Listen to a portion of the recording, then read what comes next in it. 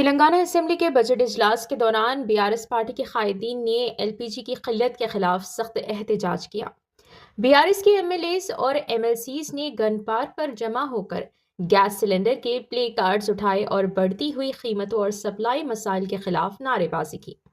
बाद अज़ां मुजाहिरीन असेंबली की जानिब से मार्च करते हुए गए। बीआरएस के वर्किंग प्रेसिडेंट केटी रामाराव ने कहा कि जंग के बाद रियासत में एलपीजी की शदीद किल्लत पैदा हो गई है, जबकि मरकजी हुकूमत दावा कर रही है कि कोई कमी नहीं है। इन्होंने कहा कि सरकारी दावों और जमीनी हकीकत में वाज़ेह तज़ाद है। केटिया ने खदशा जाहिर किया कि गैस सिलेंडर का वजन 14 किलो से कम करके 10 किलो किया जा सकता है, जिससे आवाम पर मजीद बोझ पड़ेगा।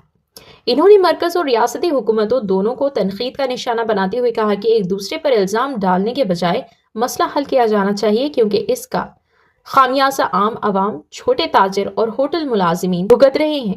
बीआरएस ने हुकूमत से मुतालिबा किया है कि एलपीजी सप्लाईज को फौरी बेहतर बनाया जाए और इस मामले में मुकम्मल शफाफियत इख्तियार की जाए।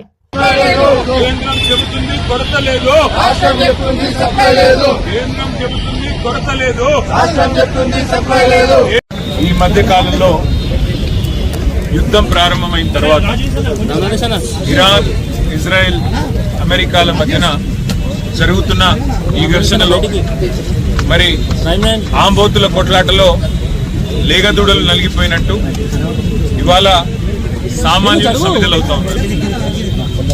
మన భారతదేశంలో ఇవాళ ఒకటి కాదు, రెండు కాదు, దేశవ్యాప్తంగా సామాన్య మధ్యతరగతి ప్రజలు, ముఖ్యంగా దిగువ మధ్యతరగతి ప్రజలు ఈ ఉజాలా పథకం అని పెట్టి మరి సిలిండర్లు ఇంటింటికి ఇస్తున్నామని చెప్పి కేంద్ర ప్రభుత్వం ఏదైతే గతంలో స్కీమ్ తెచ్చిందో దానికి అనుగుణంగా దాదాపుగా చాలా పెద్ద ఎత్తున సిలిండర్లు తీసుకున్నారు.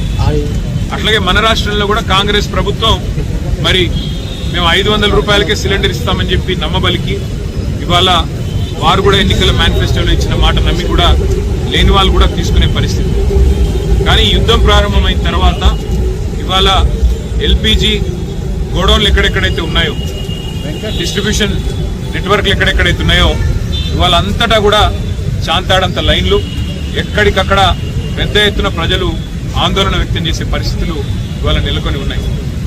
ఒకవైపు కేంద్ర ప్రభుత్వం ఏమో పార్లమెంట్లో అడిగినా, పార్లమెంట్లో మాట్లాడినా, బయట మాట్లాడినా ఏ కొరత లేదు, మేము చూసుకుంటున్నాము, మేము మేనేజ్ చేస్తాము అని వారు చెప్తా ఉన్నారు, నమ్మబలుపుతా ఉన్నారు. కేంద్ర పెట్రోలియం శాఖ మంత్రి మాట్లాడినా, ప్రధానమంత్రి మాట్లాడినా ఏమీ లేదు, అంతా బానే ఉంది అని